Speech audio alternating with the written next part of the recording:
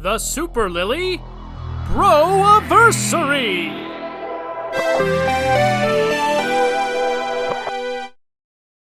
I mean, this is something very close and dear to my heart. Okay? I am ready. How much would you pay for a cupcake? Cupcake? Yeah, like, what is the max amount of money that you would pull out of your wallet to pay for a single cupcake? And we're talking about a gourmet cupcake. The only thing I can think of is like a red velvet cupcake with cream filling. That's the only kind that's good enough to sell on its own. Yeah. Okay, so we'll say it's a red velvet cupcake with cream filling. And we'll say the icing is homemade, everything. Maybe like 8 big ones. Maybe 10, depending on how good it is. What? Hold on. Did I just ruin your whole thing? Every time I ask someone this, I'm more disappointed than I was before. Don't you just hate that? I've been asking everyone this, and I'm definitely in the minority, but I will stick to my guns because I am stubborn and I refuse to lose. I actually, to be honest, I probably wouldn't pay that much. Yeah, unless it was like one of those people that only makes it that good. Yeah. And you can only get it at one place. Yeah, that's all I can think of. You're not helping. Well, where are you going with this? Worse. Okay. There's a place in the area that sells gourmet cupcakes for $4.50. $4.50. That is an insane amount of money for a single cupcake. That doesn't seem reasonable. It's not reasonable. $4? So $4.50. The $4 I can handle. The extra 50 cents is like an extra little middle finger that they just put on the top of the icing. $4. I usually can find some middle ground. I can't get with you on this one. It's crazy to me. $4 is not that much for a cupcake. Okay, let me put it in context. If it's an amazing cupcake. Well, here's the thing. Life-changing cupcake. You're about to miss your seagulls. Do you see it? Wait, do you see them? Now, life-changing isn't... Wait, where are the seagulls? I saw them a second ago. Where'd they go? I just keep looking for them. Life-changing isn't fair. We're talking about a really, really, really, really good cupcake. Like a homemade, like the cake, here it is. Like the cupcake is homemade, and the icing is homemade, okay? Okay. And they're you know, about the size of the palm of someone's hand, okay? Is that big? Yeah, like they're bigger than a normal cupcake. You're not helping your case. For $4.50. That is insane to me, and here's why. $4. Cupcakes are only so good to begin with. You know what I mean? Like, I mean, it's basically just cake, though. It's basically just cake. But cake is amazing. Cake is not amazing. And this is where I think I disagree with people. Cake is aight.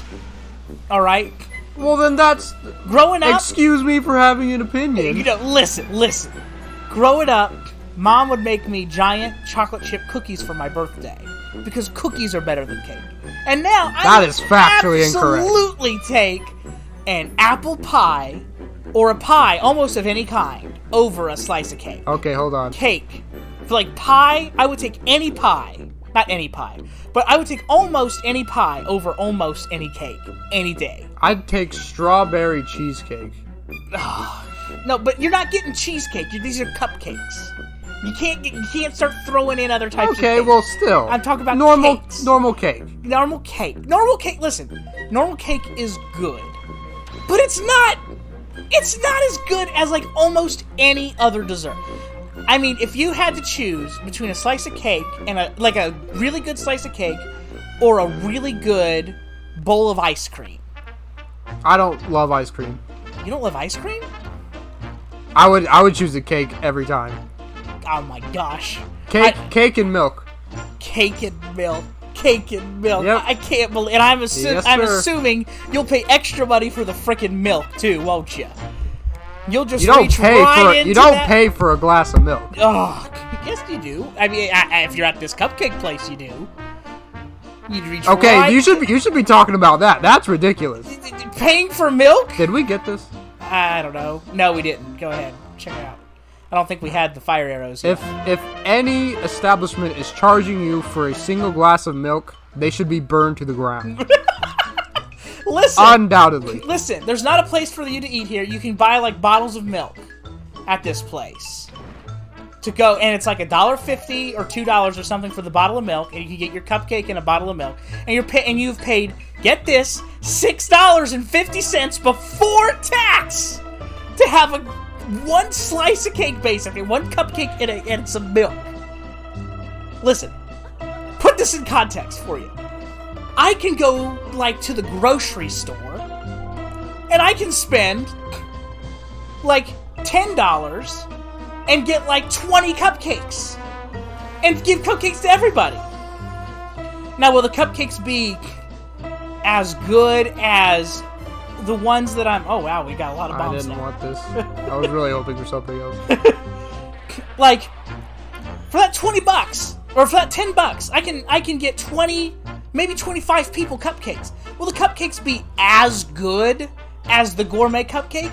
No, but cupcakes only get so good to begin with. So it's like, is it as good? No.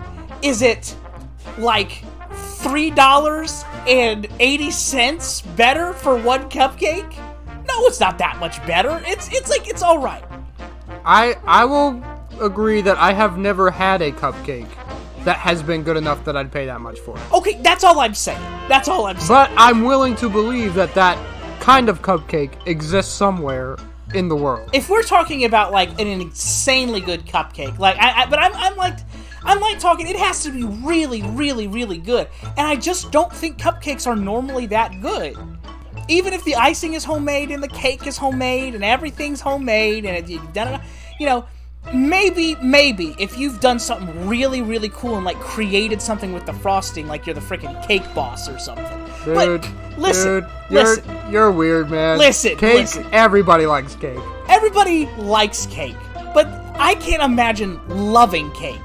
You know what I mean? Like you need to go to the left, over to the left, all the way to the left. Right here? Go down one, left one. That's where you need to be. Listen. Hear me out. I can go to Wendy's with a tag and get my Frosty for $2 for an entire year. I spend $2 and I get a Frosty every time that I go to Wendy's. How does that relate to anything? Because I'm spending double that and 50 cents to get one thing of cupcake. Or I could spend $2 and get a free Frosty for a year. Okay. Number one, that's an incredible deal. That is the best deal of your lifetime. Yes, it is! So that is different. Other people don't do that. No, listen. It's the world I live in. I am existing in a world where I can spend that much money to get ice cream. Or I can go down to McDonald's and spend $1. You're comparing the literal best. You cannot use that as a medium judge of what is good and what is bad. I'm not. Well, I know that I'm not, because Frosties are also better than cupcakes. That is objectively not true. No, that is objectively You cannot say true. that with a serious face. I am. Look at my face, Christian. I am more serious than I've ever been in my entire life. Frosties are better than cupcakes. I will die on this hill. And on top of that, while I'm there getting my free Frosty, I can spend, are you ready for this? $4 plus tax and get a 4 for $4 and get fries and a burger. What are we even talking about anymore? And a drink. I'm saying that it's not worth it. There is no way that in a world where I can spend $4 and get a burger and fries and a drink and nuggets for $4, that I should not have to go and spend $4.50 to get a single cupcake. All right. Then how much would you pay for a cookie? How much would I pay for a If cookie? cookies are so great. I would pay like $1 for a good cookie. If it's a really big cookie, I might pay $1.50. I don't think you have the right mindset here. If I'm buying it for a girl, I'd spend $2. That is not in the conversation. That is a different can of worms. What? Buying it for a woman. Okay, fair. We'll take that off the table. Any guy would do that without thinking twice. Right. Obviously. Okay, fair enough. We'll take that off the table. I would pay $1 under normal circumstances for a cookie at most. I would, and as I was spending that dollar, I would say, gosh, that's a little expensive for a cookie. I'm not. I don't get, because if it's a normal cookie, yeah, that's what you're thinking of. No, I'm talking. This is the only place you can get this cookie. It's that good. It's that good. You taste it. Okay, we can't talk about this because you have to like taste it. You have to know it, what it tastes like first. You can't just say, "Oh, that was really good cookie." You have to know, like, "Oh, that's I don't know, like Professor Wingworm's personal recipe." I just want to point out that I would never buy any food from anyone named Professor Wingworm. Somebody, I don't know. Somebody makes a cookie recipe that is just beyond anything anyone's ever tasted. Okay. Alright, I see what you're saying. It's hard for me to put into words. So, let's take absolute best cookie that's ever existed on the planet off the... Like, let's take the, like, life-changingly good stuff off of the table. Because it's just not fair. Like, you would pay a lot of money for something that's so good that it's legendary. You know what I mean? Like, you would just naturally pay a lot more money for something like that. Okay. Nice. So let's just take a really good homemade product versus a really good homemade product. And what I'm saying is... That's still some powerful stuff. It is, but, like, I can go, like... So that's why I say I'd only spend $1, maybe $1.50 on a cookie. Gosh, that feels too much even as I'm talking about it, though. And I like cookies more than I like cupcakes. I can go to O'Charlie's and I can get a really good slice of pie for $4. And I like pie more than cupcakes. That's pie. That's on a different, like, level in the totem pole. Well, that's what I'm saying. No, that's like a whole pie, though. Oh, no.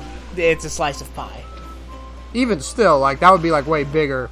And, like a cupcake is a cupcake, but then there's, like, pie. Well, that's what I'm saying. What you're saying right now is precisely what I am trying to say. Okay. The cupcake is $4.50. I like pies way more than I like cupcakes. And I would spend $4 for a slice of pie. I don't know what to tell you, man. Even at that, I would say, man, that's a little expensive for a slice of pie. But if it's a really good slice of pie, I'd spend the money. But this is the thing about it. This is the thing about it for me.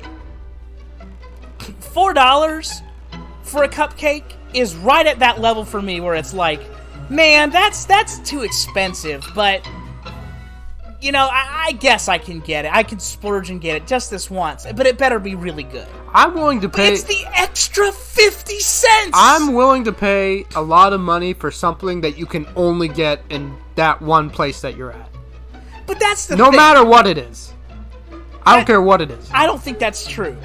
I'm saying me. I'd be willing to do that. Because you're not going to be able to, like... It's going to be rare that you're going to go back there or go anywhere else and get that exact same taste. There's a reason that's the only place that has it. And it's probably because it's really freaking good. $4 is like the max that I would pay for a cupcake. And I would already be grumbling as I'm pulling out that $4. And that's before I'm getting it for someone else because I'm married. And soon before I'm getting it for someone else because I have a kid. And that's before I get drinks for anybody, right? I'm just spending the $4 on one cupcake for me, okay? And they're good cupcakes, but they're just not worth $4. And here's the thing, is even if it's the only place that you can get that cupcake, it's kind of like cupcakes are like hot dogs. Are there bad cupcakes? Yeah, there's bad hot dogs too. But hot dogs only get so good. There's a certain point where hot dogs become a high enough quality and you start calling them sausages. I think we're back to the thing that I think everybody else likes cupcakes, but you. I like them, fine. But I don't think that, like, I like a Kroger cupcake or like a grocery store cupcake, like something you can pick up at Walmart or whatever, like almost just as much as I like that homemade gourmet cupcake. They're just, what? It's like it's better, but it's not that much better. I like this part. Anyway, listen, we're almost out of time, so I need to say my piece, and then I'll give you the last word on it. You haven't said anything yet. I need to say my piece. I'll say my final argument, and then you can say, I'll give you the last word, we'll be done. Okay? I've said what I need to say. Listen. All I'm saying is that it's that extra 50 cents. It just puts it over the level. It's just too much. They're not that good. Not when I can take that same $4 and I can spend it on dessert almost anywhere else that I like more and get more for it. I can go and I can get milkshakes, like I can get Let me ice at least cream. say something that will make you a little less mad. Okay. You could spend $4 on a cupcake, or you could spend $10 on subscribing to someone on Twitch. Yeah. What's worse? Yeah, that's true. Yeah, let me just Okay. end there. I'll give you that. I still think it's too expensive if That's you're comparing probably it to other desserts. Okay. But if you're comparing it to There's Switch, worse things out there. Yeah, and other things that I don't want to bring up on this channel. Yes. I see what you mean. Yep. All right. Hey, everybody. So we went back to that cupcake shop that I was talking about the other day, and went on down, and Christian got himself a cupcake.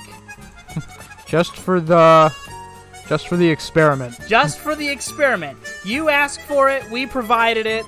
Now we can follow up and actually and see what's going on with these cupcakes. They're not $4 cupcakes. They are not $4 Just say that cupcakes. right out the board. They're not $4. They're not big enough, and they don't taste good enough. So there's a couple of things that, in retrospect, I did not really communicate in such a way that would be advantageous to my argument. Yeah. First of all, I said they were way bigger than they are. They are 3 inches tall. They're like 4 inches tall and 3 inches wide. Yes, because you measured them with a tape measure. I wanted to know. One thing that you definitely should have included, though, is the fact that a $4.50 cupcake is the cheapest cupcake they have. It's the cheapest When one you they told me have. that, I was like, why did you not bring this up earlier? That changes everything. Well, because so how I got caught up on it is we went there and we got we got a cupcake for free. We had a voucher for a free cupcake because they were trying to promote their business. So I went over and I got my voucher for a free cupcake, and I was like, this cupcake's okay. How much would it have been? And I saw that it was $4.50. And I was like, what? You're kidding me. So that's how I got caught up on it, is that their cheapest cupcake is normally $4.50.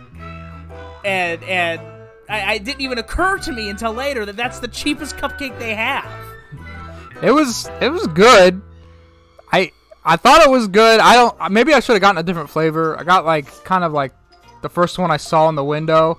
Oh no. No. Oh no. Oh, there is a way to get out of that.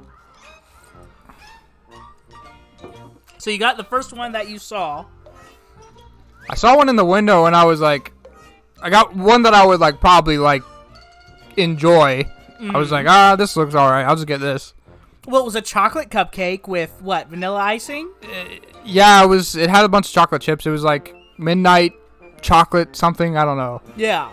And I ate it. I was like, there wasn't enough like special about it.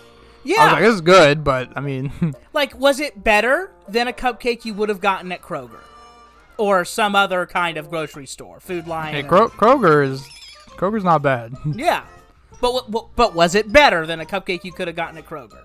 Maybe a little bit. Better than you would get one at Walmart? Yeah. Yeah. Was it $4.50 No, better? no way. That's the point. That's my thing. If your argument of that specific cupcake was, then yeah. Well, that's the other thing that my argument didn't stand up very well is because I said the best cupcake in the world. And you really got hung up on that. And I really... Well, that's what you said. I know. I didn't mean it like that. God, she looks lonely. But I didn't mean it like that. They're pretty darn good cupcakes. This place, I mean, they're homemade, they're handmade, they're like, and this place, they don't sell anything except for cupcakes. Yeah, if you go in there, it's like big cakes and little small cupcakes, and there isn't even that big of a selection to do. There's like like you can't get brownies, you can't get pastries. Like, this is their thing. This is the only thing they do. And what I'm saying is, if this is going to be the only thing that you do, you better do it right. And you better not price it so friggin' expensive. I mean, that is insane to me. $4.50 for a cupcake. I can say for everybody that hasn't tried it, he actually is... This makes sense. I am not a crazy person.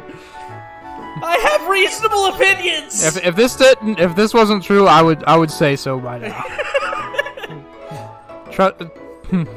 Trust my rage.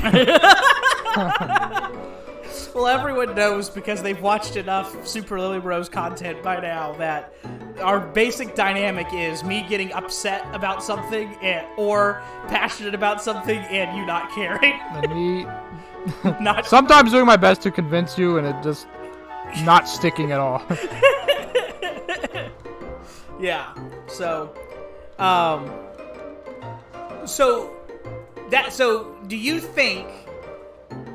But you still think that there's a cupcake out there that you would pay up to $8 for, or $4.50? Oh, for sure. Yeah. I am willing to believe in its existence. You just have faith that there could be one. It's not even a cake thing. It's just the fact that you say there is something out there that you would pay that much for. I don't think $8 is that much for anything. Gosh, man, that's crazy to me. I think you're just cheap, dog. Well, I guess that's the root issue. I mean, there's got to be a price that's too expensive for anything, and I think that certain things are cheaper. Like, this comes into how I buy games too. So there's some games out there that are like 2 hours long and $20 to play, and I'm like, no. I'm not going to spend $20, even though $20 on a video game is a really good price. I mean, some people judge it by how hard it is to make, though, and how expensive it is to make. Which is a fair argument, I think. Yeah, it all depends on how you approach it to begin with. Because here's the thing that everyone disagrees with me on. Hey, everybody, I'm going to bring up Skyward Sword in a positive way. Here I go. Spoilers. Skyward Sword came out on Switch for $60. Everyone is furious because it's an old game that was $50 the first time. Now it's $60 HD on Switch. I'd say I'm upset about that. Yeah, everyone is. I'm okay with it because for me, it's about the quality of the game and how long I've spent playing it and is it worth it to me. So Skyward Sword, if it didn't have any changes made to it, I probably wouldn't care. But my main complaint with Skyward Sword is the motion controls. If we're being honest, you are willing to pay that much because you hated the motion controls that much. I truly hated those motion controls. It was like every time I was about to have fun, the game would be like, hey, would you like to roll on a ball but have to go back and forth with your little waggle stick? And then I'd be like, no, I wouldn't. And it would completely suck the fun out of it for me. I did not have much problem with that. So I was definitely in the boat of God, that's hard to concentrate. I was definitely in the boat of that being ridiculous. That they because I've always been a little bit angry with Nintendo because, as you know, I've been trying to buy Donkey Kong Tropical Freeze. I did not know this. Well, sort of. I've been wanting to play it, so I was thinking about like buying it for myself. Oh, yeah. But for a 7-year-old game, Nintendo's still charging $60. Yeah. And that aggravates me. So here's the thing for me, and because I think that my opinion on it, and I will always believe that the price of something is determined upon the consumer, not the seller. So it can be too expensive for you and not too expensive for me. It's subjective, yeah. Yeah, it's a subjective thing. A lot of people want to say things are objective, but the price is not decided by the seller. The price is decided between the consumer and the seller. Yeah. This is the content you guys are here for. Put a nickel in the jar. Put a nickel in the jar. 2 nickels. That also includes Skyward Sword in this episode. Yeah. But so for me, so it's not is that game worth it? Is it worth it to me? And there's a lot of things that contribute to that. So my opinion on games first started with the Switch in particular because the Switch is the first console in a long time, Nintendo console in a long time, that has had games on it that aren't made by Nintendo and are shovelware in some way. And so I got to experience a lot of games. So L.A. Noire came out on Switch for $50. And I always heard, that is so expensive. That is that game is old. It's been around for, I don't know how long. It's like almost a decade. It's been around for a long time. Which game? L.A. Noire. Oh, that's old? Yeah, it's really old, apparently. And you can get it on Steam for way cheaper. I did wait for it to go on sale, but I still spent like $30 on it or something. Maybe it was $25. But I still got it for more than a lot of people would say it's worth. But it was worth it to me because I've never played L.A. Noire. Yeah. It's not 7 years old to me. It's new to me. This is my first chance because I don't have a PC to be able to play L.A. Noire on Steam or something. And I've never owned a non-Nintendo console until this generation. Mm-hmm. So there's a lot of non-Nintendo games that I'm willing to shovel out a lot more money for because they're new to me.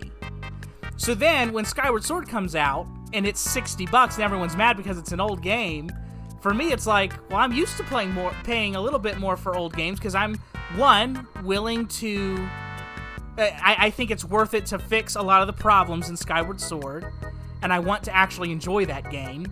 And 2, it's worth it to play it on the go. And 3, it's worth it to have it on a more convenient console for me. So those 3 things added up. I was like, is it a little expensive? Yeah. So I went and I bought it at Walmart for $10 cheaper. Oh yeah, Walmart comes in clutch a lot of the time. Yeah. For me, I think that the price of games is a lot more subjective than people like to say it is. Well, okay, here's my problem with the new Skyward Sword. Yeah. I think they've been doing a pretty good job with these remasters.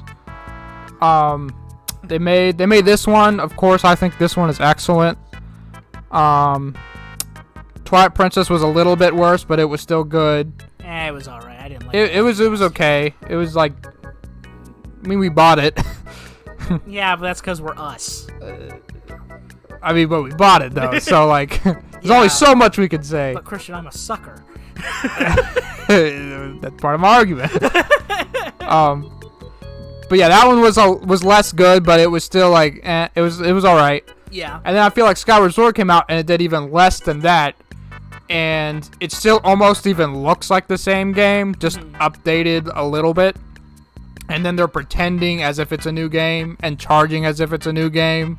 And I was like, all right, this just felt like Nintendo being greedy and trying to get as much as they can with like putting in as little effort as they can into a game.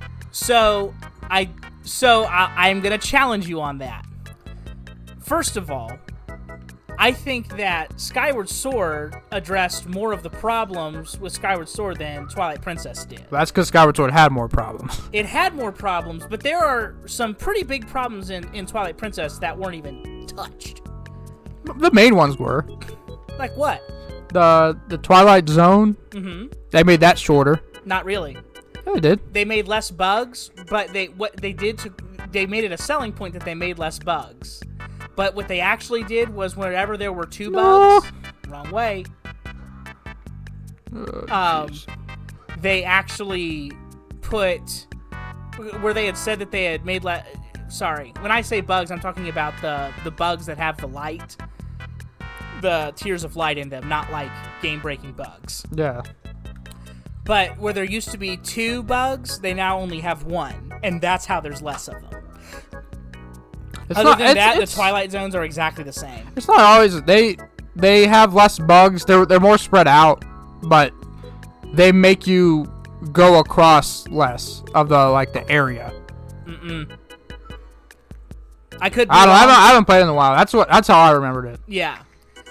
There was a couple of issues with Twilight Princess that for me didn't get fixed. Because just the general pacing issues with that game were not really addressed. You're still not able to do anything for the first 4 hours of that. Why would you fix that in a remaster? That's just a part of the game. There would be ways to make it more skippable and stuff like that. How would you? I wouldn't know how to do that. That's a core part of the story of the game. Okay, fair enough. But there's stuff that I would consider fairly core to Skyward Sword, like the motion controls that they fixed with that. You're saying they did do that or they didn't? In Skyward Sword, they fixed the motion controls by letting you... Oh, yeah. And people have said that they're more accurate than they were on the Wii as well. Also, I'm also going to challenge you on this with the graphics. You go back and play Skyward Sword. Oh, yeah, I know it looks like trash in the original. It looks like trash in the original. I had made that game look so beautiful in my memory. Yeah, but that's the thing though. All they did is not make it look like trash. It doesn't look like good necessarily. It just looks like it's it's passable now. Yeah, but it looks like it's I think it should be aiming more art style instead of poopy doo doo. What? But it looks like it's trying to be so I think now you could say if you don't like how it looks, it's because you don't like the art style of the game. But I feel like it has realized its art style better now. Yeah, I like a little bit maybe. So I feel like those are 2 pretty substantial changes because those are my 2 biggest complaints with the game: is the motion controls and it looks bad. I literally started playing Skyward Sword with my glasses off just so that I could actually enjoy it at all. Last time I played it on Wii. Well, that's another thing that I think I did not have that problem. Yeah. So, but if you have these problems, then yes, this new remaster is made for you. Yeah. So that's kind of my thing. So I don't think it was as lazy as people like to say. I don't think it was perfect. I do think it's expensive, but I don't think it's in this realm of... Because people were framing it as Nintendo has done something morally evil by charging this much for the game. And I wouldn't go that far, but I would tend to lean more that side. Yeah. I don't think... So, I would say they've done something unwise by charging that much, but I wouldn't say it's evil. And I would say the same thing about the cupcakes. The cupcakes are too expensive. But I don't think that the shopkeeper is greedy and evil. I think that they just are really bad at pricing their cupcakes and have not guessed what a normal consumer would want to pay for those. And that's what I feel about Nintendo. I feel like they made a bad decision. Nintendo is Nintendo though. They should know exactly what they're doing. Yeah. If they are keeping a game that price for that long, yeah, they're only doing that intentionally because everybody else is not doing that except for them. Well, right, but that doesn't make it morally wrong. morally wrong. Well, they can do whatever they want because it's their games. Yeah. I'm just saying to the person buying them, that's extremely frustrating for like customers that are like, all right, I don't want to buy this now, but I'll just wait for the price to drop down, and it never does. Yeah. Oh, yeah. There's so many people like that. If that's all you're saying, yeah, I'm on that page. Yeah, that's frustrating that it never goes down and all that sort of stuff. But I'm just saying, them not following the trend isn't necessarily, like... It's bad because it's not... They're not like dictators or anything. Yeah, if like people are saying that, then people that's are saying stupid. they're dictators, and they're saying I see this all the time. They're basically forcing you to get the game for $60, and I'm like, quite literally, no one is forcing you to buy this luxury item for your luxury console. Here's a brand new thought. Don't buy it. Don't buy it. Don't buy it. That's my thing. Because the way that they'll lower their prices is if you think it's too expensive, then don't get it. I don't think it's too expensive, so I'm gonna get it. Yeah. You know what I mean? Or I'm gonna do things like you can buy it secondhand. You can go to Walmart and get it for $10 cheaper than you can everywhere else. Like, it's just that's how it is for me. So I'm not saying it's properly priced or it's the best price ever, but the price is decided between you and Nintendo together. And if you don't agree to it, then don't get it. But when you're disappointed that you can't have it because it's too expensive, don't say that it's like a moral failing on Nintendo's part for charging that much. No, I would definitely not say it's a moral problem, but I do think it is something they need to get a lot better at. Yeah. That is a problem that they have. Yeah, I do think they need to get better at it because I think they would actually end up making more money if they charged less. If Skyward Sword was $40, I think hundreds of thousands more of people would have bought it and they would have made more money by the end of it. And I also think that's just an acceptable price to me. Yeah. That would seem very normal. Like, if you're remastering a game that's like it's pretty old now, it's like 10 years old. Yeah. And you're remaking it and you kind of just updated a couple things and re-released it, then yeah, I'd pay $20 to $40 for it. Yeah. That seems fair. Yeah, that seems fair to me too. So, this is... Alright, everybody, strap in, because I got something else that's really... I got a bone to pick. I don't know what it is yet. Yeah, you know what it is. We were talking about it off mic earlier. Oh, yes, I do. Yeah, we've been hinting at we have some issues with Skyward Sword. But, off camera, we kind of realized that we have a bit of a disagreement on this, so you guys will get to hear the great debate about Skyward Sword's motion controls. This agreement's a bit of a stretch. Yeah. We both, I would say, aren't in love with them, but I'm definitely more on the they drive me crazy scale, and you're like well, I hope they never do that again scale. I was like, I don't mind it, but I can see why people wouldn't like it. Yeah. I hate them. Yeah. I hate them so much. I hate them deep, deep, deep down in my soul. This is one reason why the remake is worth more money to me than it is to most people, I think, is because I hate the motion controls. And so being able to play it without motion controls means the world to me. And here's the thing. When I say that, people think, oh, he just can't get the motion controls to work when he's doing sword stuff, right? And I'm just like, I mean, yeah, it's true that I do have issues with the sword fighting, but even then, because, like, that's annoying in and of itself. Mm-hmm. But it's only the beginning. I will start there. Okay. It drives me crazy that you can't just go up to an enemy and just kill them. Like, in this game and in Twilight Princess, and to a much lesser extent, Ocarina of Time and Majora's Mask, like, there were definitely tactics for how you would beat an enemy, but it felt like a sword fight. Like, you would learn and master these moves, and then you could get around their armor, right? In Skyward Sword, it's this little mini-game puzzle where you just have to look at which direction their sword is swinging and then just kind of go in that direction and waggle around in this direction.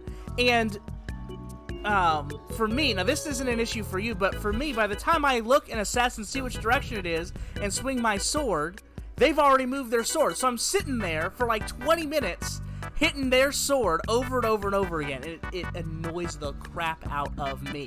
I don't want to have to do that every single time I see a Bokoblin. You know what I mean? I mean, my thing is that it doesn't, if you, I try to get around the fact that, like, if you don't have a problem with it, then you don't have a problem with it. Like, it doesn't feel like a mini game to me because I don't struggle with it. Right. I can just fight them like normal and not think about it. It's like, I don't know. I guess it was a little bit harder the first time I played the game, but I don't know. I didn't really struggle with it. Well, it's not even about difficulty per se. It's about how annoying it is to have to perform it every single time you want to fight an enemy. But that's what I'm saying. If you imagine like it's like another game, fighting another enemy, like in you were saying Twilight Princess, fighting another enemy, it doesn't feel like annoying because it didn't feel annoying the first time. Yeah. So it's just fighting to me. It's not as good, but it's not particularly hard for me because I don't know, the motion controls, I don't know, they just work with me. They just, to me, it drives me crazy because even if they work, I think first of all, Link just looks really lame when he does it. He's got his sword, all over the place, up in the air, kind of holding it weird while you're running around. And even when he strikes, he's just kind of, even if you're really good at it, you just strike over and over and over and over and over again in one direction instead of, like, I don't know, looking really cool when you do it. So it just makes I'll agree with that. Kind of look really lame. And then you're just kind of striking the same. You're moving your sword around in the same way over and over and over again. It's one of those things, people will never agree on this because even if it works for you or doesn't work for you, you either like it or you don't. But it drives me crazy that I can't just sword fight. I have to play this stupid freaking Wii Sports Resort minigame to attack a Bokoblin. It's like, I don't want to play a minigame, I want to fight. I want to have a fight in the game. And that's just the beginning, because that's what everyone thinks you're talking about when you're complaining about motion controls, right? Because I would be much more forgiving if this wasn't from the era of Nintendo where they had this obsession with forcing you to play their games the way that they want you to play them. Mm-hmm. No options for anything. Drives me crazy. Phantom Hourglass and Spirit Tracks were dang near ruined because they insisted on doing these stupid touch controls. The same thing is true of Skyward Sword. It's not just that you have to do a motion control every individual time that you sword fight anyone for any reason. You can't walk 6 steps in that game without having to use more motion controls. It's ridiculous. Oh, I just walked up to the boss door with a boss key. Am I going to be able to put the key in the door like I have in every single other Zelda game?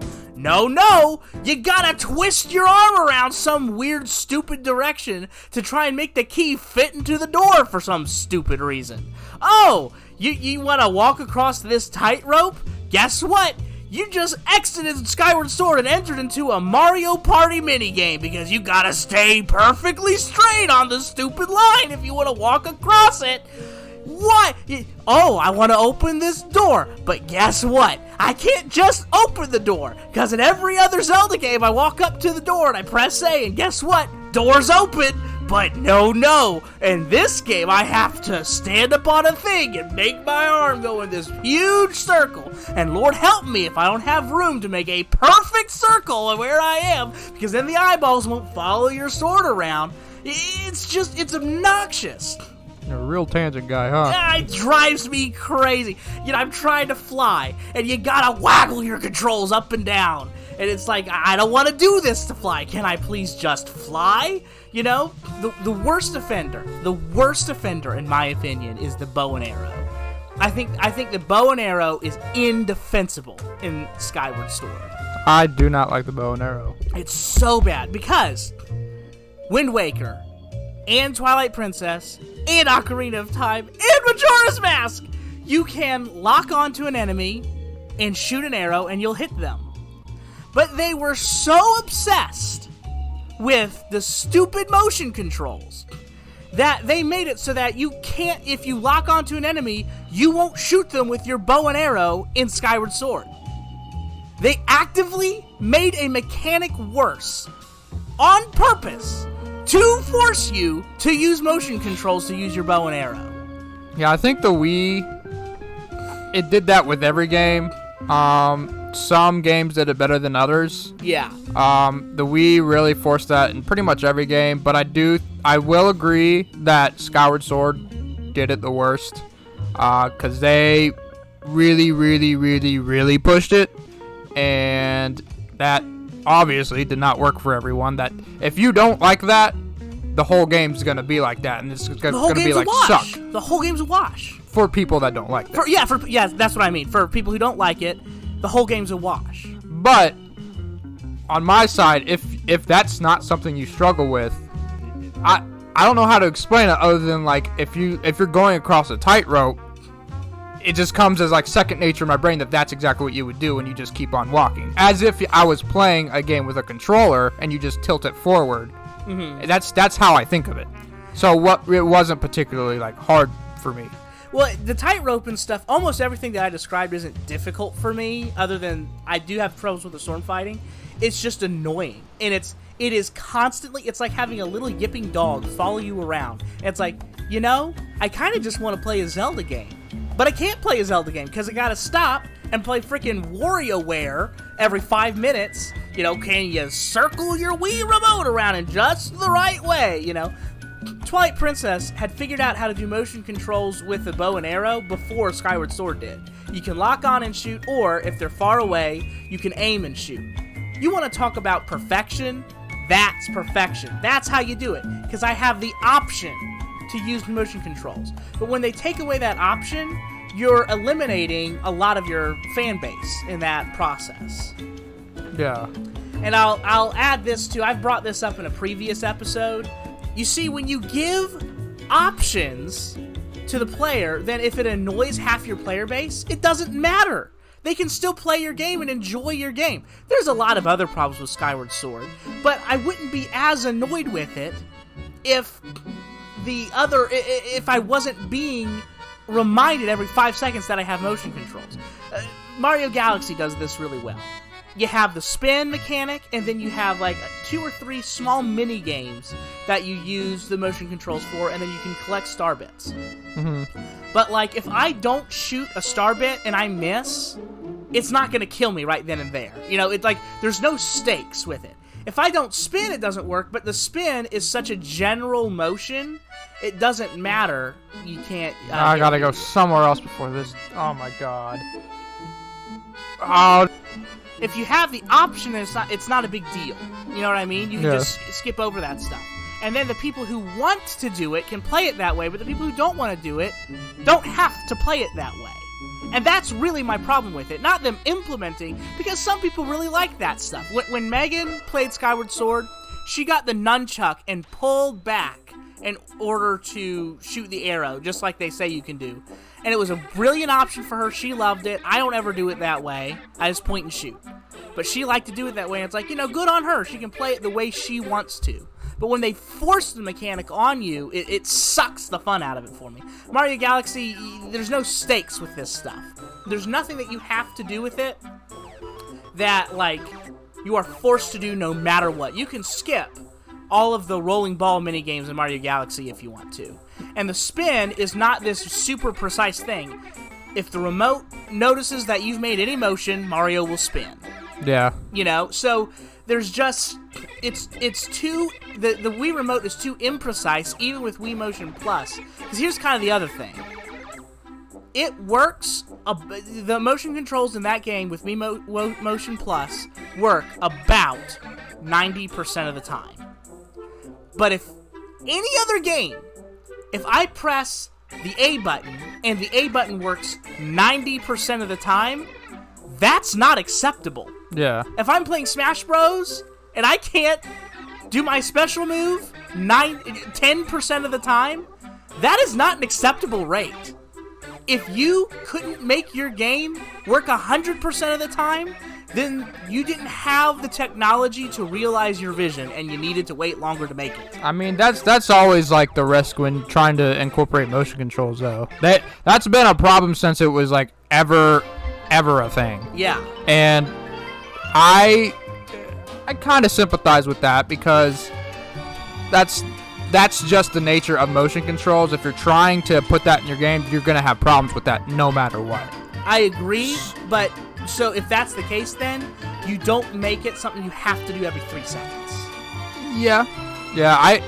I think they could have waited. I think that's another thing, they were just trying to incorporate that into the Wii. Where so if a button only works 90% of the time, that's not acceptable game design. And if that's just the nature of motion controls, then you need to tone back your motion controls in the game. Don't make it something that you... Once again, we go back to Mario Galaxy. Those controls are not precise. They don't force you to do anything that you don't have to do. You know, there's nothing that is too taxing on the technology for you to be able to actually perform what the game is asking you to do. Yeah. And with Skyward Sword, I wouldn't say it's too taxing, but there are many, many, many times where you will, not every time by any stretch, but there's not even most times, but there is just enough times where you will lose something in that game, and it is not your fault. And that is bad game design. And I will say that to the end of time.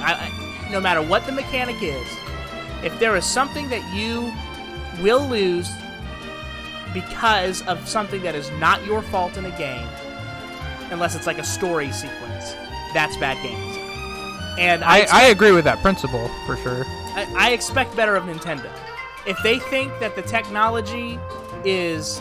If they understand that the technology is not there yet, then they shouldn't have forced it through. They should have just brought it back a little bit. You know? Yeah. Or, and this is just very simple, just do what you just did on the Switch. Make it optional. If it's optional, then it's not a problem. Oh, you know, the motion controls didn't work for me, so I'm just going to play it normally. Yeah. You know? I think that's something that Nintendo really, really wanted to be in the game, though. Like, that was their vision for the game. It was their vision from the very, very beginning. I do think they probably should have waited. Oh, jeez, dude. Oh, man. They only come when I'm trying to climb on stuff. They should have waited, probably, until they had better technology, because I think they have good technology, good enough to do it now without having a lot of problems. I hear that on the Switch, the motion controls are way better than they were on the Wii. Yeah, so maybe just wait until the Switch to do it. But I don't blame them for, like, trying to make that work, because that's what they wanted to do with the game, which is why it wasn't optional. Yeah. I think. Well, and that's kind of the problem with being a Nintendo fan. You can be proud of some of the best games ever created. You know that every game that comes out is going to be polished. It's not going to be a mess. You're not going to be dealing with an abundance of microtransactions. You're not going to be dealing with a lot of just gaming bullcrap that you have to deal with in the gaming world right now. Yeah. But there's a couple of things that you have to deal with that no one else in the gaming world has to deal with. One of them being your internet's going to suck. You know? Yeah. Another one being they get obsessed with gimmicks. They're just obsessed with them sometimes. Sometimes they do. Oh, there's a secret under there. There's a little hole. Is it important? I don't know, but it probably will only take you a second. I think that Nintendo is really bad. I guess they're really good at having new ideas for everything they do, but that can be their weakness sometimes. Yeah. Because it's a double-edged sword. They don't know when to stop sometimes. Yeah. Throw it. You gotta use fire arrows. Oh shoot! I don't even have my boots off. But yeah, I guess that's my 2 cents. Yeah, it's for me. I understand that not everyone feels the way that I feel about Skyward Sword, and that it's a very highly debated topic. And I can, in another episode, talk about the other issues that I have with the game. But I feel like it's I don't feel like it's reasonable for me to say, oh, well, they should have just completely designed the game differently from their vision. But I do find it fair for me to say, you know, it's okay for you to have the motion controls, but you ought to have had an option for those people who don't want to play it that way. You got too tunnel visioned on this one thing, and you made your game... I think the bow and arrow is the biggest example of this. You actively made your game worse to force in this mechanic. And when you are doing that, when you've done something better in the past, and you're doing it worse on purpose now, you gotta reevaluate your game design. You've made a mistake. Somewhere in your process, you have lost your way. Once again, I think the problem doesn't lie with the fact that they didn't have the option to do it. I just think they should have made their motion controls better. Because if that's what you want to do, then that's what you have to put all of your stuff into if you're gonna make that work. Yeah. Because to me, if they put the option to not have that, that means they didn't have faith in that. Yeah. And that they didn't actually want that to be like the main drive of the game, which is clearly what they wanted to do. Interesting. So, once again, I think the motion controls are a massive problem with that game. I personally didn't have a huge problem, even though I can see it. Yeah. But, yeah, I think they should have just waited until they could do it better. Well, and I'll be honest with you. The way that it reads to me is kind of like the Paper Mario problem, where there was a mandate from on high that, hey, we want all of the Mario stuff to all be copacetic, so you can't do anything original in your spin-off games anymore. Yeah.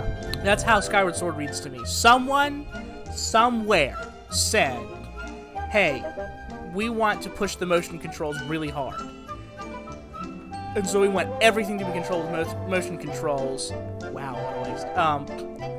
We want everything to be controlled with motion controls in Skyward Sword. And so then Anuma and everyone else had to enact that vision. They had some really good ideas, but the technology wasn't there. But they didn't have the option to wait longer. Yeah. And that's how that situation reads to me. But, you know, I could be wrong. So, anyway. I got a question. Someone asked me this. I want to get your opinion, okay? Who would you rather fight? A giant duck the size of a horse, or 100 ducks, or 100 horses the size of a duck? What? Run that by me again. Okay, would you rather fight a giant duck the size of a horse, or 100 ducks that are each the size, or 100 horses that are each the size of a duck?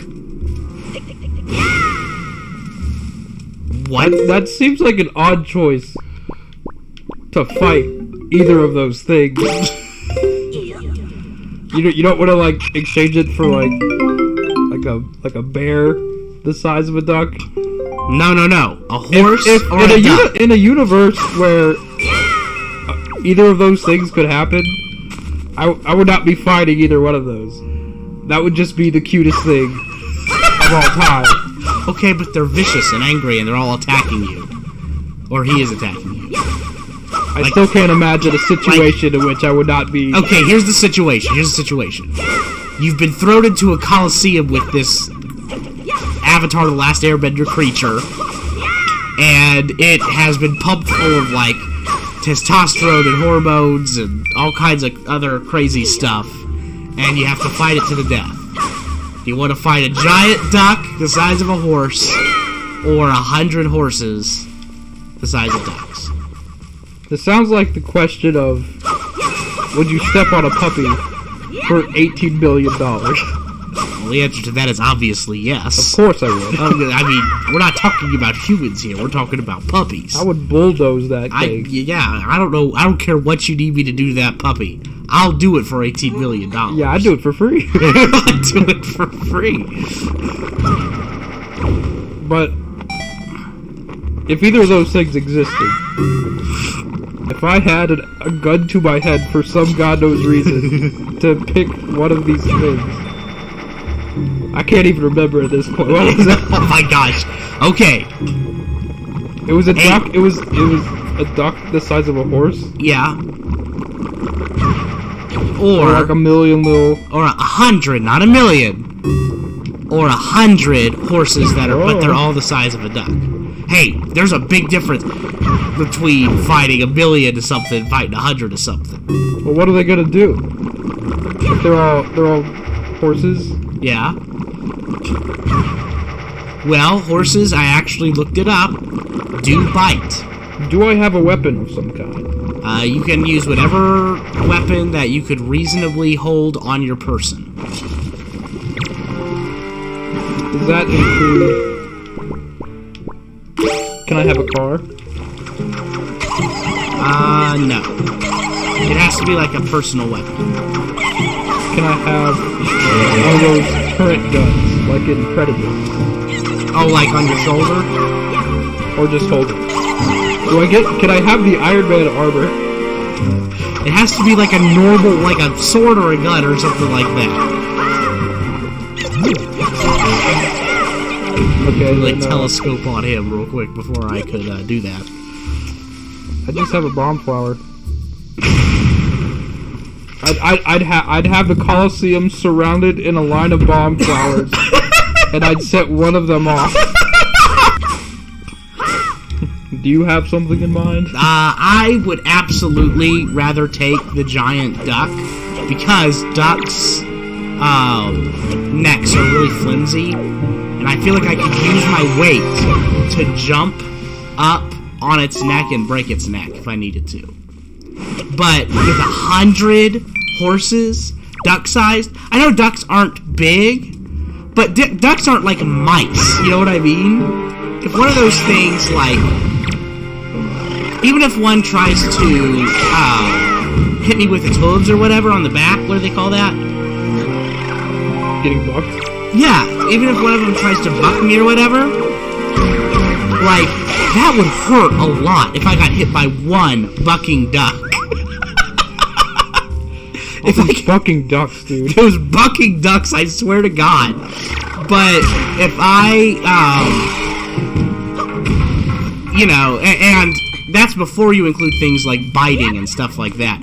At first, I was kind of like, I'd rather take on the 100 horse ducks because I feel like bucking would be equivalent to like not a big ant, but a tiny ant bite. No, Christian, these are not ant-sized horses. These are duck-sized horses. Ducks are like the size of cats. But Think about that. The only reason a buck would hurt is because it's just so much weight behind it. Dude, horses are strong. Their back legs are strong. I absolutely think that they could break my shins. Or at least almost break my shins. I feel like there's no way that could be true. I absolutely, I mean, they would, if you get bucked at full force, they will straight up kill you. Yeah, in full size. Full size. It probably would not kill you. Unless it, like, contorted your body in a way that's, like, very... What even just happened? Listen here. Now I'm mad. The horse can kill you. You can look up reports. Hundreds upon hundreds of people have been killed because of horses bucking them. And I do mean, like, straight up, like, immediately dead. You know what I mean? That doesn't prove a duck-sized would. Well, I'm not saying that a duck-sized one would kill you. I'm saying that one duck-sized one would hurt a lot. Like, it wouldn't be like an ant. You know what I mean? It would hurt. Let's bump it up to Dang it. Could you get this right so we can continue talking, please?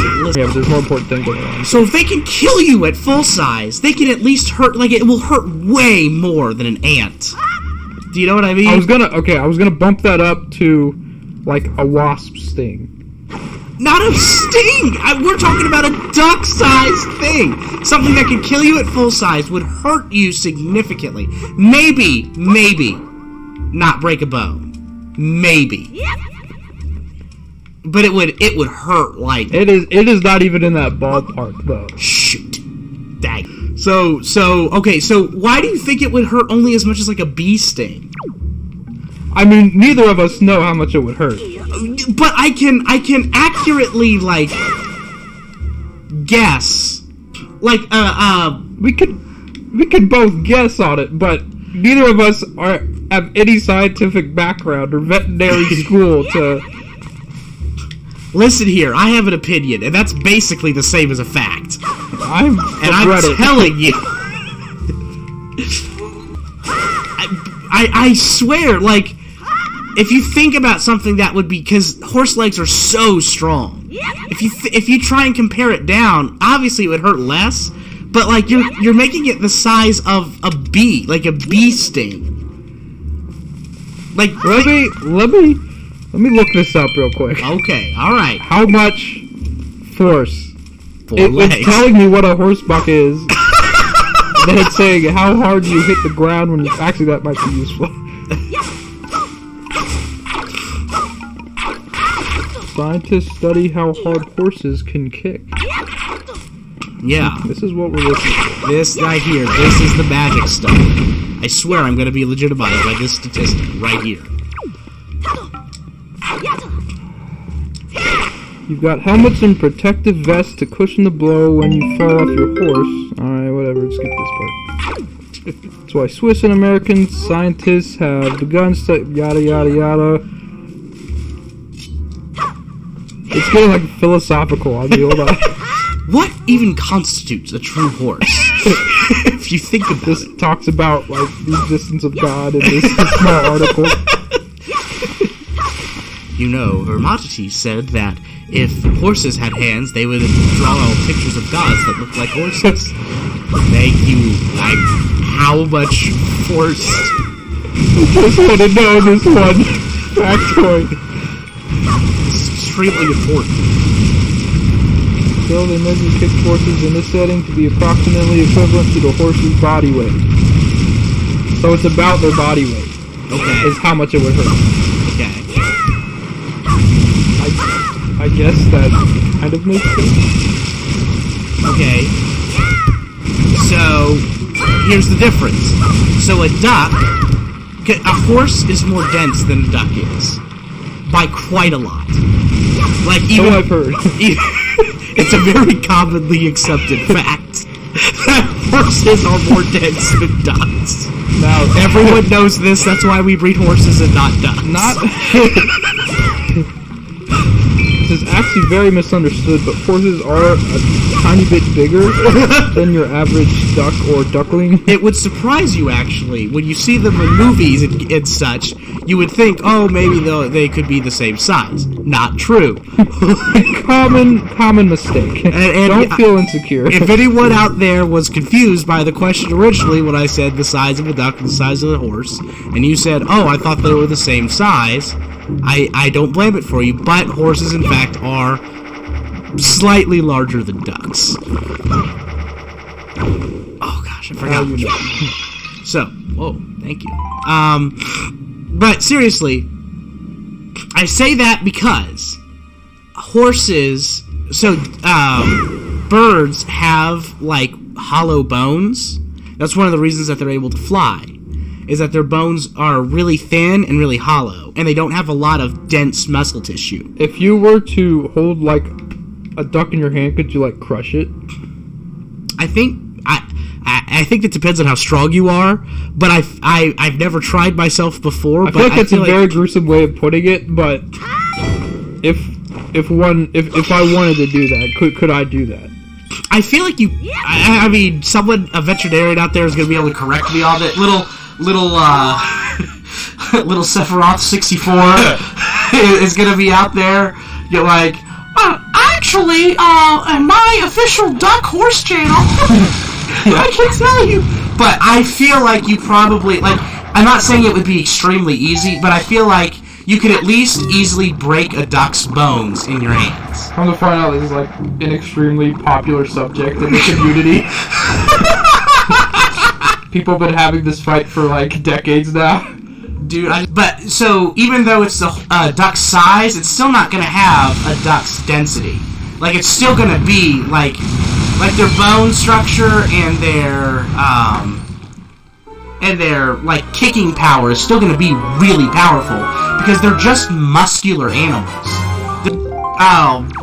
Like, they just have really, really powerful legs. So even if they're the size of a duck, it's still going to hurt like crap. Like, it is going to hurt you a lot. Whereas, even when a duck is huge, you're still, like, its bones are going to be more brittle than a normal thing that size would be with brittle bones. You know what I mean? Yeah, I think that sentence was hilarious. Something that has brittle bones can be a lot more fragile than something that doesn't have brittle bones. I am navigating a maze and talking It's to like you. classic, like, bull crapping your way through, like, sounding smart.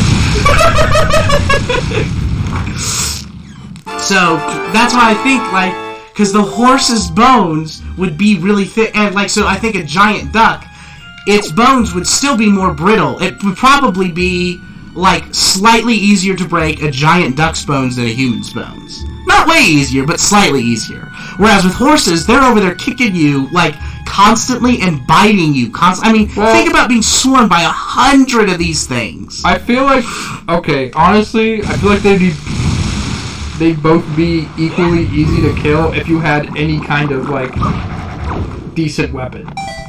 If you just had, like, some kind of handgun, like, neither of these would be any trouble. Kind of, except for when you think about 100 horses. 100 of these things. Like, when you're surrounded by 100 of them, okay, just think about it like this. Something that you actually can, like, easily picture. Would you like to be attacked by 100 cats all at once? They've all got their claws out, and they're all, like... That's very different. No. It is different. Because the horses are faster and stronger They would than be the cats. much smaller. No, they wouldn't be much Horses smaller. also, they don't just buck you constantly. Yes, they do. They buck you if you are approaching them Uh-huh. and are about to attack them. Okay, but as I have said in the Coliseum... From the back. As I've said, and will reaffirm, you're in a Coliseum where you've been given,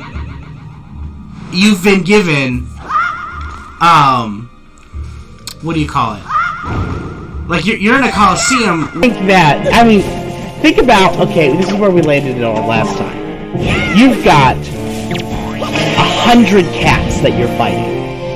Except for the cats are stronger, faster, I was about to say smarter, but a horse and a cat are very comparable in intelligence. So I'm going to say they're stronger and faster. Talking about horses, you mean? Yeah.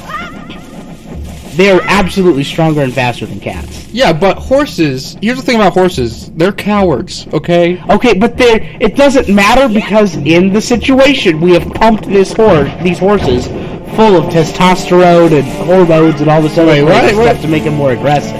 Well, why don't we do the same for the duck? We are doing the same for the duck. Everyone gets hormones and why are we doing this at all? Because we need to know. The people want to know, Christian. Why? Well, why do they get testosterone?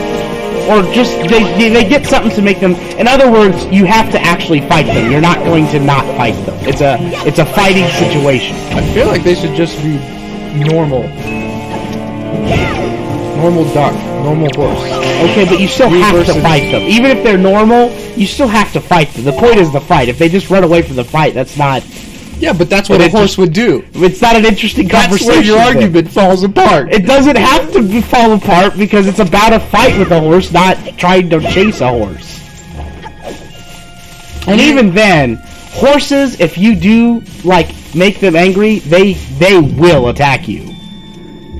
I mean, well, yeah, if you sneak up on them or you attack them from the back, they'll buck you. Okay, so you have attacked both a horse and a duck for the back. If I can have anything I want, I could just maim them down with any gun of my choosing. But 100 of them, and they're so fast. Do you really think you're gonna be able to keep up? Well, I honestly don't think horses would be that much worse if they're the size of a duck than a duck.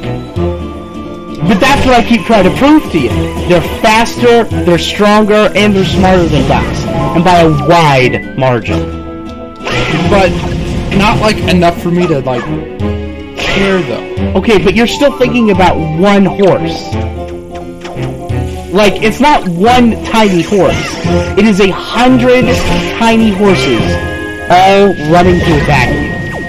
Could you imagine if we just agreed on this? Yeah, I agree. Yeah, that's true. wait, what? I'm just saying I agree with you. You don't want to, like, talk about it or something? So, Christian, Hello. what is a kaiju? I'm gonna be honest. Yeah? I thought this movie came up with the word kaiju. Really? I didn't know, like, that was a word outside of this, like, universe. Yeah, they get it from Godzilla and stuff. It's just Japanese for giant beast. Yeah, I know that now because I Yeah. heard people talk about Godzilla like that. Yeah. I was like, what? Oh, okay. Yeah. But before, Yeah. I didn't know that. So, in other words, is Clifford the Big Red Dog a kaiju? Clifford? Yeah, Clifford the Big Red Dog. As far as, to my knowledge, that's not Japanese, is it? No. Didn't you say it's like a big Japanese monster? No, it's Japanese for giant monster. No, because he's a dog. Why is him being a dog make him not a kaiju? Because he's a dog. He's big, but he's a dog first. Oh, like he was Clifford the normal sized dog and then he became big? Yeah. So a kaiju, they have to be a different, like, unnamed animal to be a kaiju. So if something becomes big, it's not a kaiju anymore. What? So if something is born small but becomes big, that's like preventative to it being a kaiju. No, I mean, like, if it's an animal and it's just a big animal, like, I feel like a kaiju has to be like something that we don't know what it is, something really big. So like King Kong is not a kaiju. No, King Kong is absolutely a kaiju. If King Kong is a kaiju, I have no idea what a kaiju is. King Kong is like definite, like Godzilla is the kaiju, and then King Kong is like the next name that comes up in the conversation. In my mind, a kaiju has to be like reptilian. Yeah, I don't think that's a thing. Because I think a kaiju is just supposed to be like, if something is normal but giant, then that's a kaiju. Kind of. Have you looked it up? I mean, you look up the word in Japanese, it's just giant beast. Okay. So, I think it really comes down to how you interpret the word beast. Like, because King Kong, even if he was just a giant ape, like, he's still more than an ape because he's way more intelligent than a normal gorilla is. And okay. he walks around on 2 feet in a way that gorillas, like, never do. If I look up, like, images for kaiju, yeah, these all look reptilian. Well, what about the things Godzilla fought? Those things weren't reptilian. No, they were. No, they were kind of like crabs. They were like dinosaur stuff. I so are like, dinosaurs kaiju? Like, is a T-Rex a kaiju? Well, once again, I would classify that as, like, they're their own species. Yeah. A kaiju has to be, like, unique. Like, they're, like, the only thing like it. Yeah, so King Kong could still be a kaiju by that definition because he walks around on 2 feet and he's capable of more complex emotions than gorillas are. If you are counting... I don't know. It depends if you are counting animals that are really big animals. Well, I guess that's the basis of my question. Is an animal being big make it a kaiju, or is it just a big animal? The problem is I don't understand the word kaiju enough to answer this. I mean, it confuses me, because, like, if it's just big animal, then, like, is Shaquille O'Neal a kaiju? Because he's a really big human being, you know? And if he's not, then at what point does, like, a kaiju become a kaiju? Like, if there's a normal human giant who's, like, 3 stories tall, is that a kaiju? And if he is, why is Shaquille O'Neal not one? I think that's a different question in and of itself. But I don't know. I would land on, if you're saying like, in my personal uneducated opinion that is not based on facts at all, I would say those like King Kong and like Clifford and stuff, those are not kaiju to me. In my head of what I imagine a kaiju is. Yeah. Kaiju just sounds like it's like a dinosaur-esque. When I do think Monster. of a kaiju, I think more reptilian for sure. Yeah. But they have things that are definitely not reptiles that are kaiju, like the crabs from Godzilla. Those things, like crabs are not reptiles at all. They're I don't remember any crabs. Yeah, those big gray things with 4 legs. I guess Are you talking about the first movie or the second movie? I think I'm thinking of the first movie. I have to rewatch the first movie. I do not remember the monsters in that one. Yeah, that's one of the problems with that franchise. But Yeah. yes, it's like they have these 4 claw things. They're called kaiju in the movie, I think. But like they have these, but they're cephalopods. They're giant cephalopods. Okay. Skull plate is so dense. I would, for some reason, I don't know why, I feel more comfortable calling that a kaiju Yeah. than, something. Maybe there's something about the fur that makes it just feel less kaiju-y. Yeah, that's exactly what it is. I think I like your definition that a kaiju is it's a species unto itself. So if something is hit by a ray and grows big, then it's not a kaiju. So by that definition, Clifford would not be, but King Kong is. Because King Kong is naturally that big. He isn't hit by a giant laser. He's different from other gorillas, even though he clearly references gorillas. Well, he is just a big gorilla. No, he's not. Technically. Technically not. How is he different from a gorilla? So normal gorillas walk around on all 4s, they're very slanted, like their backs are really slanted, right? They're not capable of complex emotions or thought patterns. That's fair. They can do they can use hand signals and stuff to say I want food or whatever, but the whole thing about King Kong is that he actually falls deeply in love with a human woman, and that the human woman is possibly into it. Yeah. He at least doesn't have a problem with it. Yeah. He has a strong protective instinct. He's more than a normal gorilla is. And he's also 20,000 times bigger. He climbs things in a way that gorillas can't climb, Like, gorillas can climb trees, but they can't, swing around building, they're not as mobile as King Kong is. King Kong has a lot of anatomy that pulls from multiple monkeys. Just like Godzilla has an anatomy that pulls from multiple lizards. Well, I feel like most of that is just for, the movie stuff. And, a lot of the old ones, he did, walk around on all 4s and stuff like that. Just one of them. Just the, I almost said the Percy Jackson. The 4-hour-long King Kong movie. The Peter Jackson. Peter Jackson. Yeah. You know what to do. And if you don't, ask someone.